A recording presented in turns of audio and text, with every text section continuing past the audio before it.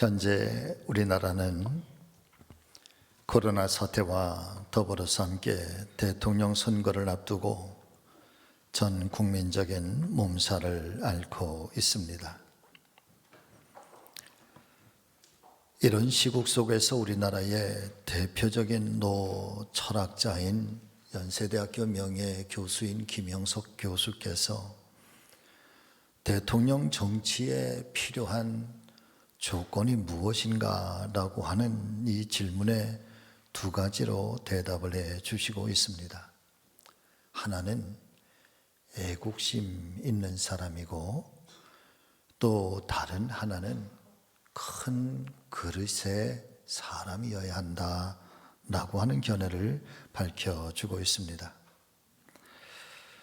현재 그분의 나이가 103세가 되었다고 하시니까 적어도 100년을 넘게 살아오신 분의 오랜 경험에서 우러나온 답변이었기 때문에 언뜻 듣기에는 그저 평범한 말씀이겠거니 생각했는데, 오히려 그 말을 곰곰이 묵상하면서 생각해 보니 100년을 살고 또 당신의 오랜 삶의 경험 속에 어쩌면 가장 중요한 것이 무엇인가, 복잡하지 않고 어쩌면 단순하면서도 그러나 가장 중요한 것이 무엇인가 라고 하는 것을 생각해 보니까 오히려 그 짧은 두 말씀 속에 비범함이 묻어 있는 것처럼 느껴졌습니다. 특별히 애국심과 큰 그릇이라고 하는 두 가지 조건 가운데서도 성경적인 관점에서 우리가 들어야 할 소리는 큰 그릇이 아닐까 싶습니다. 큰 그릇을 성경에서는 큰 마음이라고 대변하고 있고, 큰 마음은 곧 하나님의 마음이며 예수의 마음이니 결국은 그 마음을 가리켜 성경은 하나님의 근본이신 사랑의 마음이라고 말씀해 주시고 있는 것입니다. 그렇습니다. 사랑하는 성도 여러분, 아무리 외형이 큰 그릇이라고 할지라도 제 욕심 채우는 데만 쓰여지고 또 하나님의 마음을 제대로 담지 못한다고 한다면 외형의 크기와 상관없이 그는 작은 그릇이고 심지어는 비루한 그릇이 되고 말 것입니다.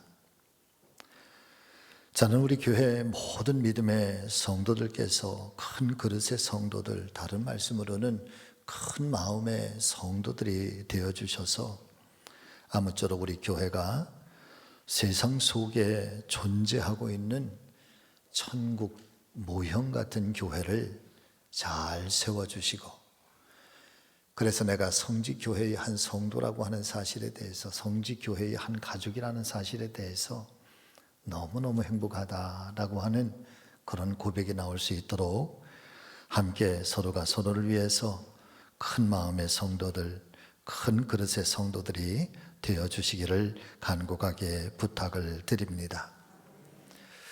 그런 의미에서 오늘은 본문의 말씀 속에 등장하고 있는 이 베드로라고 하는 인물을 중심으로 여러분 같이 하십니다. 사랑이 상처를 치유합니다. 이 말씀의 제목으로 함께 은혜를 나누려고 하는데, 아무쪼록 말씀의 큰 은혜가 저와 여러분 모두에게 함께 하시기를 예수님의 이름으로 축원합니다. 첫 번째 나누기를 원하는 말씀은 베드로는 과연 수제자인가 라고 하는 것입니다. 예수님의 제자들 중에 수제자 하면 당연히 베드로가 우리는 연상되고 생각이 나실 것입니다. 그런데 아이러니하게도 사실 이 성경에서는 베드로를 가리켜서 저가 수제자라고 하는 그런 언급은 단 한 구절도 등장하지 않습니다. 그런데 왜 베드로가 수제자라고 우리에게는 각인이 되어 있는 것일까요? 아마도 베드로가 초대교회의 영적인 최고 지도자였었고, 또한 예수님 공생의 3년 동안 어떤 일을 하실 때마다 가장 먼저 앞장서서 일을 감당하였기 때문에 베드로를 가리켜서 붙여진 별칭과 같은 것이 아니었을까라고 하는 것입니다. 그래서 심지어 어떤 분들은 그런 베드로를 가리켜서 수제자라고 하는 이 긍정적인 평가보다는 오히려 반대로 누구보다 나서기를 좋아하는 돌발적인 제자였다, 그렇게 평가하는 사람도 있습니다. 사실 베드로는 허점이 참 많은 사람이었습니다. 그는 다혈질의 사람이었고 실수도 많았고 무엇인가 한 번 생각하고 또 생각하고 행동하고 결정하기보다는 먼저 행동하고 그리고 행동하고 난 다음에 일들을 수습해가는 그런 성격의 사람이기도 했습니다. 누구보다도 관심을 많이 받고 싶어하는 사람이기도 했고 심지어는 예수님의 면전에서 예수님을 모른다 3번씩이나 부인을 했던 그런 겁이 많은 사람이기도 했었습니다. 그렇게 부족한 사람이 기독교의 역사 속에 예수님의 수제자라 불리워지고 있고 또 초대교회를 세우는 데 있어서는 중추적인 역할을 감당하는 사람으로 변화가 되었습니다. 한마디로 말씀을 드리면 하나님의 은혜가 아니고서는 불가능한 일이었던 것이죠. 자, 여기에서 우리는 한 가지 큰 은혜를 깨닫게 되는데, 그렇다면 왜 주님께서는 이토록이나 결점도 많고 부족했던 베드로를 축복해 주셔서 초대교회의 최고 지도자가 되게 하시고 또 기독교 2000년 역사 동안 누구나 다 이 베드로를 수제자라 인정하는데 거부감이 없고 그렇게 하나님께 크게 쓰임받는 사도가 될 수 있었던 것일까요? 먼저 베드로의 이 부족한 모습들을 성경을 통해서 한번 살펴보기를 원하는데, 베드로의 성격은 그가 처음 예수님 제자로 부름을 받았을 때 그가 취하고 있는 행동에서 먼저 고스란하게 등장을 하고 있습니다. 예수님께서 갈릴리 해변에서 처음으로 베드로와 그의 형제 안드레를 부르실 때 베드로에게 들려주셨던 그 유명한 말씀이 있었지요. 여러분 같이 해보실까요? 나를 따라오라. 내가 너희를 사람을 낚는 어부가 되게 하리라. 할렐루야. 사람을 낚는 어부가 되게 하리라. 사실은 이 말씀은 굉장히 난해한 말씀이기도 합니다. 왜냐하면 알지도 못하는 분이 어느 날 갑자기 나에게 찾아와서 내 배 위에 오르시고 그러시면서 하시는 말씀이 나를 따라오너라. 내가 너를 사람을 낚는 어부가 되게 하리라.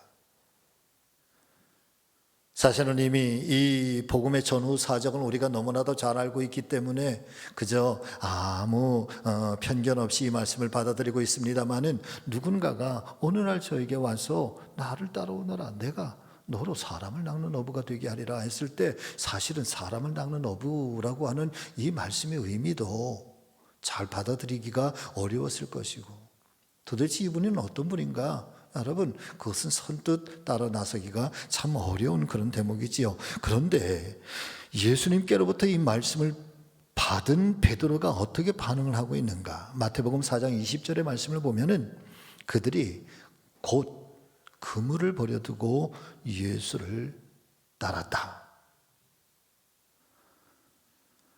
잘 알고 계시는 것처럼 그물이라고 하는 것, 사실상 어부에게 있어서는 가장 소중한 재산일 수도 있는 것이고 자신과 가족들이 살아갈 수 있는 모든 생계의 수단이 될 수 있는 것이 그물인 것입니다. 그런데 베드로는 모든 생계의 재물이 되는 그물까지도 버려두고 그 즉시로 예수님을 따라 나섰다. 이것이 성경이 보여주고 있는 베드로와 예수님과의 첫 번째 만남입니다. 또 다른 복음서의 말씀들을 보면은 베드로에게는 장모가 계셨고, 그러니 당연히 그에게는 아내가 있었을 것이며 어쩌면 등장하지 않은 자녀들도 있었을 것이라 추측이 됩니다.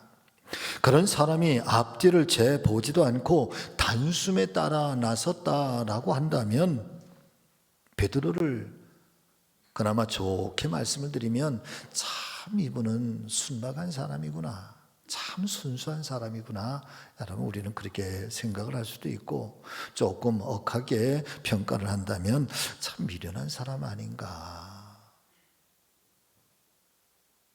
그런 평가도 가능할 법합니다. 또 이런 말씀도 있었습니다. 예수님께서 가이사랴에 도착했을 때 제자들에게 이런 질문을 던지셨습니다. 사람들이 인자를 누구라 하느냐? 그러니까 제자들이 저마다 예수님께 대답을 하지요. 세례 요한이라고도 하고, 어떤 이는 엘리야라 말하기도 하고, 어떤 이는 예레미야나 선지자 중에 한 사람일 것이다, 그렇게 평가하는 사람도 있습니다. 그런데 사랑하는 성도 여러분, 그 말씀 속에서, 이 마태복음 16장에 등장하고 있는 이 말씀 속에서 저와 여러분들이 정말 귀를 기울여야 할 말씀은 그 다음에 이어지는 예수님의 그런 질문입니다. 저는 항상 이렇게 읽지요. 그렇다면 다른 사람들이 평가하고 고백하는 그 고백 말고 너희는 나를 어떻게 믿고 있느냐? 너희에게 있어서의 나의 존재는 어떤 의미가 있느냐? 너희는 나를 누구라 하느냐? 그러니까 저마다 아무도 대답을 하지 못하고 있는데, 그때에 불쑥 나서기를 좋아하는 베드로가 주님은 그리스도이십니다, 살아계신 하나님의 아들이십니다, 할렐루야. 이 엄청난 신앙의 고백을 누구도 가르쳐주지 않았는데, 이 엄청난 신앙의 고백을 예수님께 드리게 되고, 이 고백을 들으신 예수님께서 깜짝 놀라시면서 베드로를 축복하시는데, 이제는 내 이름을 시몬이라 하지 말고 이제 내가 내 이름을 반석 베드로라고 하겠다. 그리고 여러분 같이 하십니다. 너의 이름 위에, 크게 한번 해봐서, 내 이름 위에 나의 교회를 세우리라. 할렐루야. 여러분 이게 얼마나 영광스러운 거예요. 더불어서 이어져서 축복하시는 천국 열쇠를 내가 너에게 주노니 내가 이제로부터 땅에서 무엇이든지 매이면 하늘에서도 매일 거야. 땅에서 풀리면 모든 것들이 다 하늘에서도 풀릴 거야. 그러시면서 여러분 어마어마한 축복을 베드로에게 허락해 주셨습니다. 자, 그런데 그런 칭찬과 이 엄청난 축복을 받은 지 불과 채 몇 분도 되지 않아서 이제 예수님께서 십자가의 길을 말씀하실 때에 베드로가 또 나서서 아주 강하게 하는 말이에요. 주님, 절대 그런 일이 주님께 일어나지 않도록 제가 온 몸을 다해서 제 목숨을 다해서라도 제가 막겠습니다. 그랬더니 예수님께서 하시는 말씀이잖아요. 사단아, 내게서 물러가라. 내가 사람의 일만 생각하고 하나님의 일은 생각하지 아니하는구나. 잠시 전에는 천국 열쇠를 받는 축복, 내 이름에 나의 교회를 세우겠다고 하시는 이 엄청난 축복의 주인공이었는데 불과 몇 분 지나지 않아서는 사단이라고 하는 이름을 들을 만큼 그렇게 앞뒤에 그런 생각 부족하고 정말 주님의 마음이 무엇인지 여러분 미처 헤아리지 못했던 베드로, 그렇게 꾸지람과 책망을 받고 있는 것입니다. 그것만이 아닙니다. 여러분, 최후의 만찬 자리에서는 어떠하였습니까? 최후의 만찬 자리에서 예수님께서 손수 제자들의 발을 씻겨 주시려고 하였을 때 다른 제자들은 그저 묵묵하게 예수님 발 씻는 것을 받아들이고 있는데 베드로만큼은 또 그 예수님 앞에 거부하면서 주님 이러시면 안 됩니다. 이러실 수는 없습니다. 저는 절대 발을 씻지 않겠습니다. 그러니까 예수님께서 그런 말씀을 들려주셨잖아요. 내가 내 발을 씻지 않으면 너와 내가 상관이 없느니라. 그러니까 또 금방 마음이 변해서 말이에요. 그렇다면 예수님, 제 발만 씻어주시지 말고요, 손도 씻어주십시오. 그리고 제 머리도 씻어주십시오. 제 온 몸을 다 씻어주십시오. 베드로의 성격의 한 단면들을 여러분 우리는 발견하게 되는 것이죠. 뿐만 아니라 겟세마네 동산에서는 예수님께서 잡혀가실 때 마치 목숨을 걸고라도 예수님을 지킬 것처럼 제사장의 종이었던 말구의 귀를 검을 뽑아서 말이에요. 그때 당시에 몸에 칼을 가지고 있었던 사람들은 열혈당원이에요. 좋게 평가하면 독립투사들이죠. 검을 뽑아서 말구의 귀를 그렇게 도려냈던 사람. 그런데 채 몇 시간이 지나지 않아서는 대제사장 가야바의 앞들에서 여종의 이야기를 듣고 나는 저를 모른다. 히라보 원문에 보면 모른다 부인할 때 그냥 모른다 부인하는 게 아니라 예수님을 향해서 침을 뱉어 저주하면서 모른다고 부인하는 것이 여러분 베드로였던 것입니다. 가장 먼저 주님을 사랑한다고, 내 목숨보다도 더 주님을 사랑한다고 호언장담을 했던 그가 불과 몇 시간 후에 다른 사람들이 주님을 버리기도 전에 가장 먼저 주님을 버리고 다른 사람들이 주님을 부인하기 전에 자신이 먼저 예수님을 부인하는 그런 오명의 제자가 되고 만 것입니다. 그런데 사랑하는 성도 여러분, 참 이상합니다. 성경 속에 등장하고 성경 속에서 묘사하고 있는 이 베드로의 위대한 모습을 바라볼 때에는 베드로가 저하고는 좀 뭔가 다른 사람, 아주 특별한 은혜를 받은 사람, 그렇게 느껴지는데, 그런데 베드로의 이런 부족한 모습들, 이렇게 허물 많은 허점투성이의 베드로의 모습을 가만히 묵상하면서 깨닫게 되는 것, 이렇게 단순하면서도 혈기왕성하고 무엇인가 조금은 부정한 것처럼 보여지는 이 베드로의 모습 속에 우리는 마치 내 자신의 모습을 베드로라고 하는 거울에서 비추어 보는 것처럼 사랑하는 성도 여러분들이요, 내 모습을 발견하게 된다는 것입니다. 나는 어쩌면 베드로를 닮아 있는 것은 아닐까? 내 모습이 바로 베드로의 모습이 아닐까?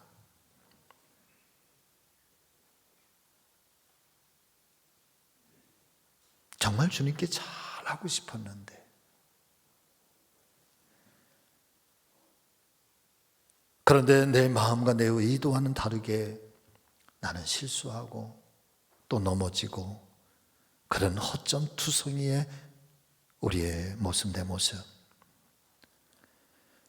정말 마음으로는 진실되게 주님을 사랑하고 싶었는데, 그렇게 주님을 따라가려고 그런 마음으로 주님 앞에 늘 나오고 싶어 했는데, 그런데 어느새 내 모습을 돌아보면 너무나도 쉽게 인간적인 방법을 추구하고 있고, 또 세상 속에 그렇게 빠져있는 내 모습을 보면서 주님께 너무나도 죄송스럽고, 또 그러다가도 또 우리 안에 믿음이 또 그나마 조금 남아있는 믿음이 발동해서 그 주님이 아니면 안 될 것 같으니까 또 그나마 또 주님께로 돌아가고,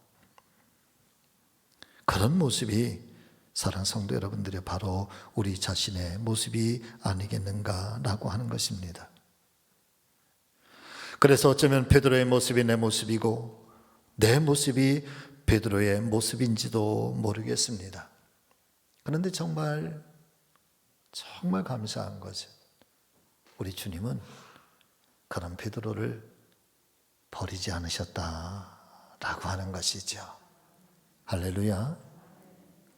그런 주님을 베드로 버리지 않으셨어. 주님. 오히려 그런 베드로의 연약하고 부족한 모습을 더 큰 믿음의 사람으로 거듭나게 하시고 변화시켜 주시고, 마침내 초대 교회를 이끌어가고 기독교 2000년 역사의 위대한 사도로서 큰 그릇의 지도자가 될 수 있도록 그를 축복해 주시고 있는 것입니다.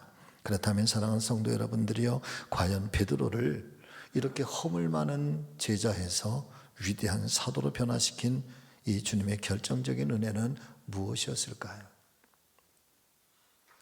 그 해답은 요한복음 21장의 말씀을 보면 우리는 잘 깨닫게 됩니다. 두 번째 해답은 같이 하십니다. 주님의 사랑입니다. 아멘. 그 주님의 용서와 사랑,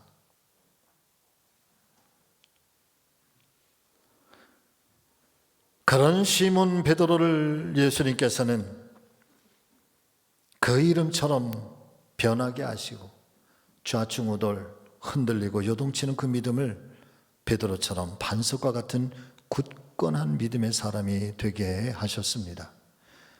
그런 변화의 아주 절정이 된 사건, 이 변화의 정점이 된 사건이 바로 요한복음 21장 이하에 등장하고 있는 갈릴리 해변, 다시 업으로 돌아가서 고기잡이를 하던 그 베드로를 예수님께서, 부활하신 예수님께서 찾아가 주셔서 그를 만나는 바로 그 사건 속에서 우리는 깨닫게 되는 것이죠. 말씀을 보면 사랑하는 성도 여러분, 베드로는요 이미 그 갈릴리 해변으로 돌아가기 전에 예루살렘에서 부활하신 예수님을 적어도 2번 이상 만난 걸로, 직접 만난 걸로 성경은 우리에게 증거를 해주시고 있습니다. 자, 예전에 베드로의 모습 같았으면은 아마도 그렇게 부활하신 예수님을 만났을 때 다시 예수님께서 죽음을 이겨내시고 부활하셨다, 그리고 그분을 만났을 때에 예전에 베드로 같으면 여전히 그 앞에 가장 앞장서서 주님 가시지요, 그러면서 예수님을 앞장서서 이끌어 가시고, 그리고 어떤 역사를 행하실 때마다 거기에서 여러분 자랑스럽게 그렇게 제자의 모습으로 서 있었을 법합니다. 그런데 말씀을 보면은 베드로가 그 부활하신 주님을 멀리 뒤로 하고 갈릴리로 돌아갔다는 거야. 갈릴리로 돌아가서 다른 제자들에게 베드로가 하고 있는 한 귀절의 말씀이 있는데 요한복음 21장 3절의 말씀입니다. 여러분 한번 보시죠. 같이 읽습니다. 시작. 나는 물고기 잡으러 가노라. 사실은 이 짧은 한 귀절이지만은, 그러나 이 짧은 한 귀절 속에 베드로가 자기의 남은 생애를 나는 어떻게 살 것이다라고 하는 자기 선언입니다. 처음 예수님을 만나서 부름을 받았을 때에는 너희로 사람을 낚는 어부가 되게 하리라. 그래서 나는 이제로부터 사람을 낚는 어부가 될 것이라고 그의 그물, 배, 가족 이런 모든 것까지 다 뒤로 한 채 즉시로 예수님을 따라갔던 베드로가 나는 다시 고기를 잡으러 가겠다. 바꿔서 말씀을 드리면 사람을 낚는 어부였던 내 사명을 포기하고 다시 옛날처럼 업으로 돌아가겠다라고 하는 베드로의 선언인 것이지요. 물론 베드로에게는 그럴 만한 이유가 있었을 것이라 생각이 되지만, 그렇다면 왜 그랬을까? 말씀을 묵상하면서 깨닫게 되는 것은, 여러분, 그것은 바로 부끄러움입니다. 예전에는 말과 행동이 앞섰지만, 그러나 그 말과 행동이 고스란히 드러난, 달랐던 자신의 모습이 부끄러워서 나는 더 이상 주님의 제자로 살아갈 수가 없다라고 하는, 그것이 염치 없게 느껴졌을 것이라고 하는 그런 생각이 들고요. 그러나 무엇보다도 가장 중요하게 베드로로 하여금 돌아서게 하고 옛 생활로 갈 수밖에 없도록 만들었던 것, 나는 다시 고기를 잡으러 가겠다라고 하는 이 베드로의 마음속에는 여러분 상처가 느껴집니다. 아픔이 느껴집니다. 그 아픔이 과연 무엇이었을까? 그것은 바로 예수님의 면전에서 예수님을 모른다 부인한 거지. 내가 살기 위해서, 내가 이 위기를 모면하기 위해서 침을 뱉으며 저주까지 하면서 그렇게 예수님의 마음에 아픔을 주었던, 그것은 예수님의 마음을 아프게 한 것만 아니라 고스란히 베드로의 마음에 깊은 기억 속에 남겨져 있는, 여기 가슴 속에 남겨져 있는, 그게 부끄러움, 그게 너무 염치 없어서.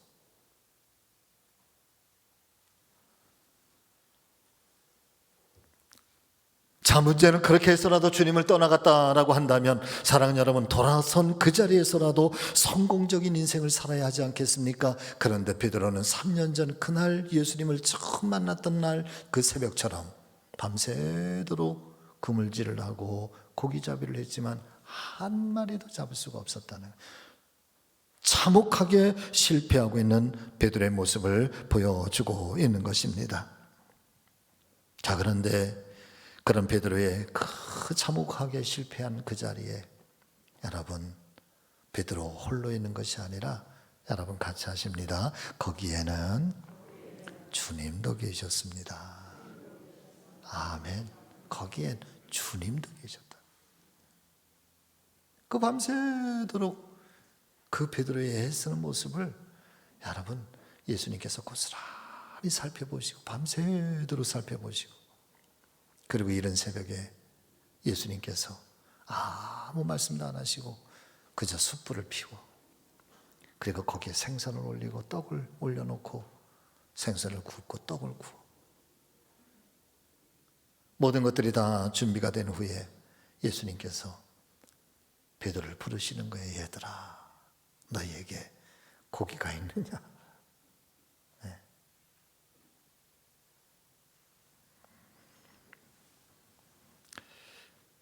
저는 이 대목 속에 마음이 울컥합니다. 여러분, 마음이 뭉클합니다. 왜 예수님께서는 그렇게 다시 만난 베드로 다른 행동을 취하실 수도 있고 또 다른 말씀도 하실 법도 한데 밤새도록 그런 베드로의 모습을 그저 지켜만 보시고 가만히 옆에 그렇게 가까운 곳에서 보시고 계시다가 아무 말씀도 없이 그저 묵묵하게 아침 조반 밥상을 준비하신 걸까?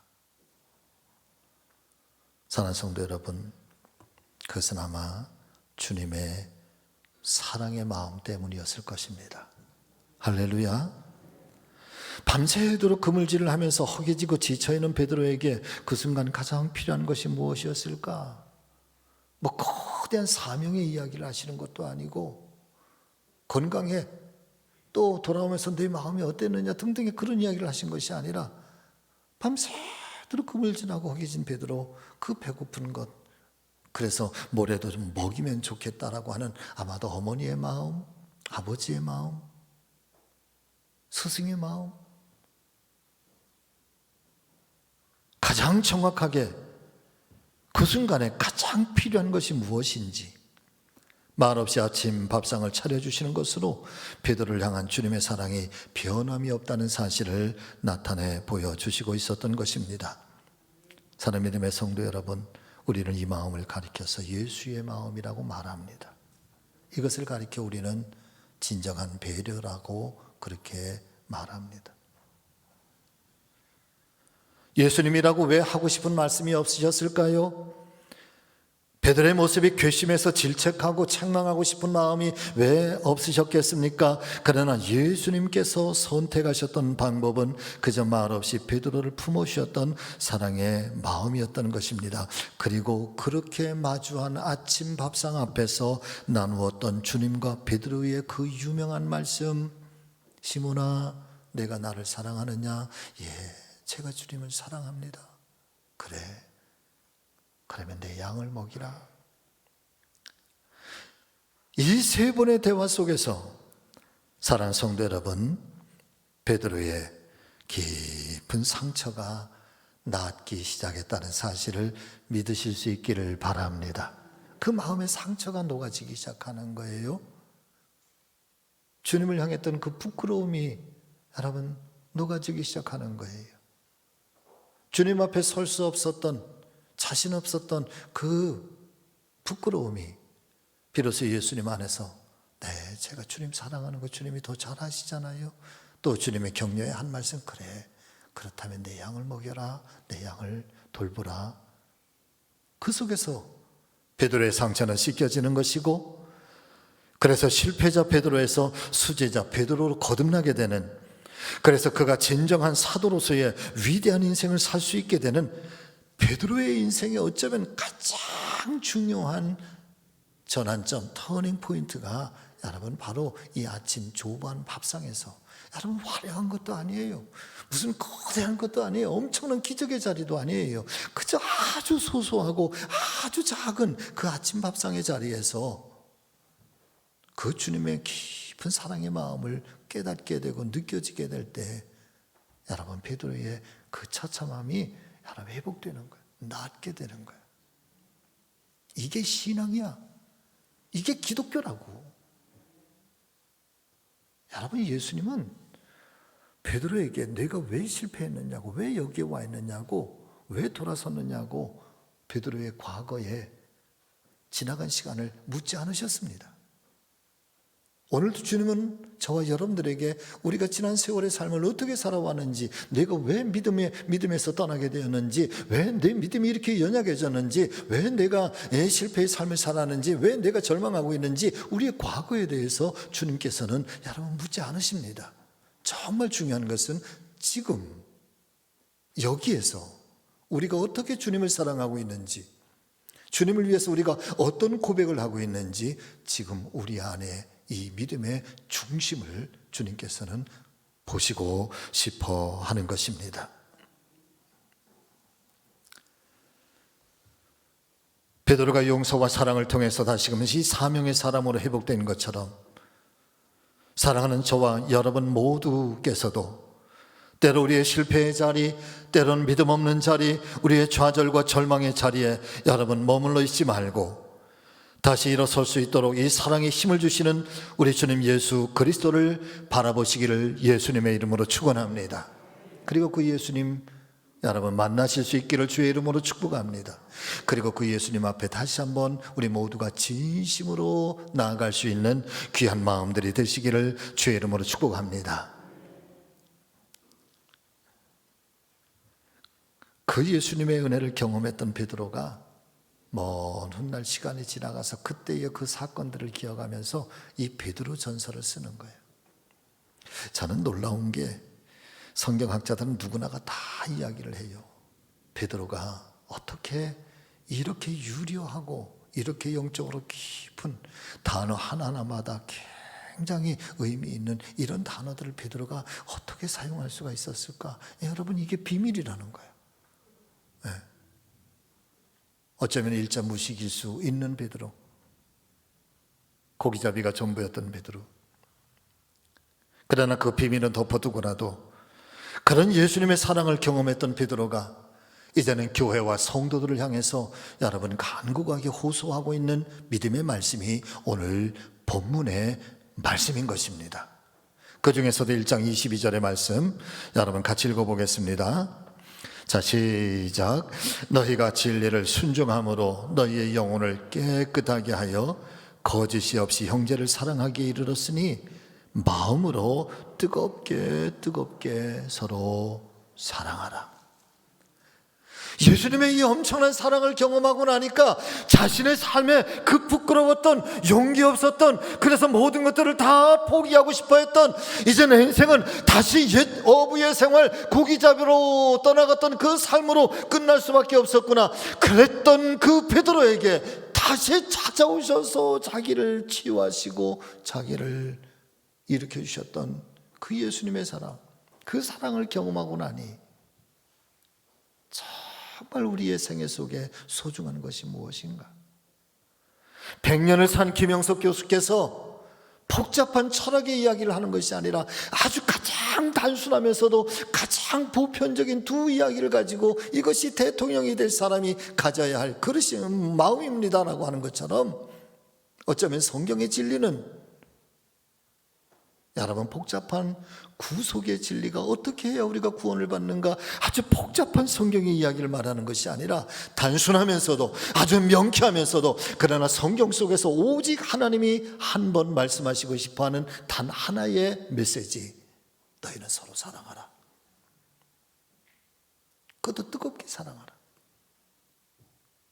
여러분 이게 전부가 아닐까?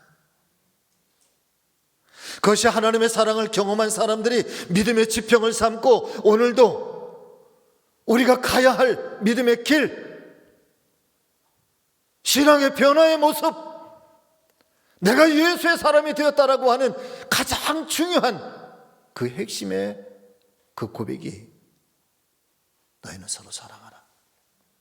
이것 아닐까? 여러분 이거면 전부 아닐까요?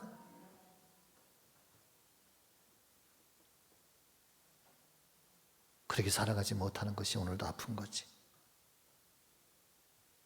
할렐루야. 말씀을 마치면서 여러분 양초의 그림을 하나 보여드리려고 합니다. 우리가 양초에 대해서는 늘 희생을 이야기를 합니다. 자기 몸을 태워서 빛을 발하는 양초, 끊임없이 자신을 태워 빛을 발하고 있습니다. 그렇게 양초가 자신의 몸을 태워 빛을 발하는 것은 희생이지만, 그러나 한편으로는 그때서야 비로소 자신이 양초로서의 의미를 갖게 되는 것입니다. 힘들고 어렵긴 하여도 그것이 자기 본래의 사명이고, 그것이 가장 여러분 같이 하십니다. 자기다운 일을 하는 것입니다. 여러분, 그것이 자기를 태워서 몸을 태워서 빛을 발하는 것, 고통스러운 일이고 힘들고 어려운 일이지만 그것이 바로 양초에 존재하는 의미고 가장 자기다움의 일을 가장 잘하는 거거든요. 바꿔서 말씀을 드리면, 저와 여러분들이 그리스도인이 되었다면 그리스도인의 그 이름에 걸맞는 삶을 살아야 한다는 거예요. 그것은 여러분 힘들고 어렵기는 해도요, 사랑의 삶을 사는 거예요. 아멘. 그게 가장 그리스도인다운 거예요. 그 이름에 걸맞는 거예요. 그 안에서 예수님도 치유가 되고 베드로도 치유가 되는 것처럼 여러분 그 사랑이 우리 모두를 다 치유합니다. 그 사랑에 진심이 있으면 그 사랑은 치유하지 못할 것이 없습니다. 이 한 주간 그 이름에 걸맞는 예수 그리스도의 성도의 그 이름에 걸맞는 이 삶을 사시기를 예수님의 이름으로 축복합니다. 기도하십니다. 살아계신 아버지 하나님,